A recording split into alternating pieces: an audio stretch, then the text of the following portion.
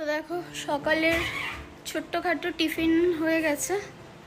আর এখন রান্নাঘরে গেছিলাম রান্না বসাবো বলে, অনেকটা লেট হয়ে গেছে, স্নান করে পুজো দিতে পারিনি। মেয়ে স্কুল থেকে এসেছে, ওকে খাবার করে দেবো বলে ওকে সকালে ইডলি দিয়েছিলাম, খায়নি, ও ইডলি খেতে অত ভালোবাসে না। না খেয়ে বাড়ি নিয়ে পুরো টিফিনটা বাড়ি নিয়ে চলে এসেছে। আমি জানি কিছু হলেও খাবে, বাড়ি আসলে হালকা ফুলকা কিছু করে দেবো, খেয়ে নেবে, কিছুই খায়নি। তারপরে আমি ভাতও বসাইনি, তোমাকে বলছে ম্যাগি করে দাও। এবার মেয়ের ম্যাগি খাওয়ার কথা শুনে পর বলছে আমাকে একটু করে দাও। এবার আমি একটু ধোসা বানানোর চেষ্টা করছিলাম, কোনো রকম প্রথমেরগুলো তো হয়নি, পরেরগুলো হয়েছে। খাওয়া দাওয়া করে ঘরটা আবার একবার ঝাড় দিলাম, হাত মুখ ধুয়ে ভাবলাম একটু এবার রান্নাঘরে যাবো। বাসনগুলো সব মাজতে বসেছি, মাথা এমনভাবে ঘুরে এসেছে, আমি ছুটে এসে শুয়ে পড়েছি। জলকে বললাম 10 মিনিট পরে যাচ্ছি, একটুখানি চোখটা বন্ধ করি, নয়তো একটুখানি শুই, তারপরে যাচ্ছি। গিয়ে রান্না বসাবো দুপুরের। কালকে রাত 1টা পর্যন্ত জেগে প্রথম ভেবেছিলাম ঘুমিয়ে পড়বো, ভিডিও এডিট করবো না আজকে, যাই হোক করে নেবো। তারপরে ভাবলাম যে কিছুক্ষণ পরে ভাবলাম যে না, কালকে অনেক ভিডিও শ্যুট রয়েছে, আজকে আমার না করে রাখলে কিছুটা হবে না। দি কুইনের ভিডিও যাবে, প্রমোশন কলকাতার ভিডিও, তো ওটা আজকে যাবে। প্লাস তারপরে আরও ভিডিও রয়েছে যেগুলো আমার যাবে। তো এই সমস্ত করে ভিডিও এডিট করে রেখেছিলাম। রাত তখন 1টা-1:30 বেজে গেছে, তখন শুয়েছি। আর সকালবেলা উঠে মেয়েকে স্কুল দিয়ে এসেছি, ঘুম হয়নি ঠিকঠাক করে, শরীর খারাপ হওয়া শুরু হয়েছে। ঠিক আছে চলো আস্তে আস্তে উঠে কাটাকুটি করে রেখেছি, কালকে তোমাদের দেখাচ্ছি, বেশি চাপ নেই ওই জন্য। এখন গিয়ে কাটাকুটি করতে বসলেও তো 15-20 মিনিট সময় লাগতো, সেই 10-15 মিনিট একটুখানি শুয়ে নিই। বাসনটা মেজে রেখে আসলাম, গ্যাসের পাশে জল টল পড়েছিল, মুছে রেখে আসলাম। গিয়ে ভাতটা টপ করে বসিয়ে দেবো, উচ্ছে আলু ভাজা করব। আর দেখি একটা প্ল্যানে আছি, কিছু কিছু সবজি কেটে রেখেছিলাম, নাহলে সবজিগুলো কাটা হচ্ছিল না বলে রান্নাও করা হচ্ছিল না, খাওয়া হচ্ছিল না। তো রান্নাঘরে গিয়ে তারপরে দেখবো কি রান্না করা যায়। আর এদিকে দেখো আমি কিন্তু রান্নাঘরে চলে এসেছি, কারণ রান্নাঘরে টুকটাক অনেক কাজকর্মই থাকে। টুকটাক বলা চলে না, রান্নাঘরে সারাটা দিনের অনেকটা অংশ আমাদের মেয়েদের কাটে, তাই রান্নাঘরে তো প্রচুর কাজ থাকে। আর এদিকে যে বাসন গোছানোর একটা ঝামেলা বলতে পারো, মানে বাসন তো গুছিয়ে মেজে টেজে রাখি, কোনোদিন রাত্রেবেলা যদি সময় হয় অবশ্যই মেজে রাখি, চেষ্টা করি। আর এখন রাতেই বেশিরভাগ চেষ্টা করি, আর সেটা না হলে সকালবেলা তাড়াহুড়োতে মেজে নিই। কিন্তু এই যখন বাসন রাখার সময় না পুরো জায়গায় মানে কিছু কিছু জল তো থেকেই যায় বাসনের গায়ে, সেগুলো পড়ে, মানে তখন আবার সেই ঘর মুছতে হয়, জানো না, মানে কি বিরক্তিকর কাজ, এক কাজ দুবার চারবার করে আমাকে সারা দিন এর পেছনে ছুটতে হচ্ছে। আর তোমরা আমাকে অনেকেই কমেন্ট করেছো, মানে একটা যে ভ্লগ দিয়েছিলাম জমি কেনার ব্যাপারে, বা তারপরেও একটা ভ্লগ দিয়েছি, দুটো একটা ভ্লগ দিয়েছি। তো সেটা হচ্ছে আমার মানে কেনা নিয়ে একটা কথা বলেছো, জমি বা বাড়ি যাই বলো না কেন, মানে ধরো জমি কেনার কথা নিয়ে একটা ভ্লগ করেছিলাম। সেখানে বেশ কয়েকজন জিজ্ঞাসা করেছে যে তোমার তো বাড়ি রয়েছে, তো তুমি তারপরে আবার কেন বাড়ি করতে চাইছো, মানে জাস্ট ফর ভিউজ? দেখো প্রথমত একটা কথা বলি, আমি কিন্তু সোশ্যাল মিডিয়ায় মানে বিশেষ করে ইউটিউবে এখন দেখবে খুব বেশি অ্যাক্টিভ নেই। আমি কিন্তু ভিডিও খুব কম করি, মানে সপ্তাহে 3টে 4টে, বা কোনো কোনো সপ্তাহে পুরো সপ্তাহে আমি ছুটি চলে যায়। কিন্তু এই জিনিসটা আমার সাথে অনেক দিন ধরে কন্টিনিউ চলছে, প্রায় মাস 2-1 ধরে আমার এরকমভাবে ভ্লগ যাচ্ছে। আমার যদি টাকার নেশায় থাকতো বা ভিউজের জন্য এই সমস্ত করতাম, তাহলে তো আমি সেই টপিক নিয়ে প্রতিদিন বা রেগুলার ভিডিও দিতে পারতাম, এর নামে তার নামে পরনিন্দা করে করে। কিন্তু আমি কিন্তু সেগুলো করিনি, আমি তোমাদেরকে জাস্ট একটা কথা বলেছি, আর সেটা নিয়েই কিন্তু তোমরা এখনো পর্যন্ত আমাকে বলে চলেছো। দেখো বলার সময় সবারই আসে, কিছু ক্ষেত্রে আমাদের চুপ থাকা বেশি ভালো, আর আমার মনে হয় সব জিনিস সবাইকে না জানাটাই বেটার। কারণ কি বলতো, জীবনের সবকিছু যখন সবাইকে জানিয়ে ফেলবে না, তখন তোমার জীবনটা একটা তাদের কাছে খেলার জিনিস হয়ে যাবে। তো যে কারণে আমার মনে হয় সব জিনিস নাই বা জানলে আমি যতটুকুনি পারবো আমার ভ্লগে ততটুকুনি শেয়ার করব, বা আমি যেভাবে যে পরিস্থিতিতে যখন থাকবো আমার মনে হবে যেদিন যে হ্যাঁ আজকে আমার ভ্লগটা এইভাবে শেয়ার করা উচিত, আমি সেভাবে তোমাদের সাথে শেয়ার করব। তবে বাড়ি নেওয়াটা একান্তই মানে আমার ইচ্ছা নয়, বাড়ি বা জমি যে ব্যাপারটা সেটা আমার বরেরই প্রথম ইচ্ছা, ওই প্রথম বলেছিল। তো যে কারণে কিছু কারণ আছে যেগুলো আমি তোমাদেরকে বলতে চাই না, তো যেই জন্যই আমাদের প্রয়োজন। তো হ্যাঁ, তবে এই মুহূর্তে ইনস্ট্যান্ট তো হবে না, কারণ আমার কিছু বাধা বিঘ্ন রয়েছে যেগুলো তোমাদেরকে আমি বলেছি আগের ভ্লগে।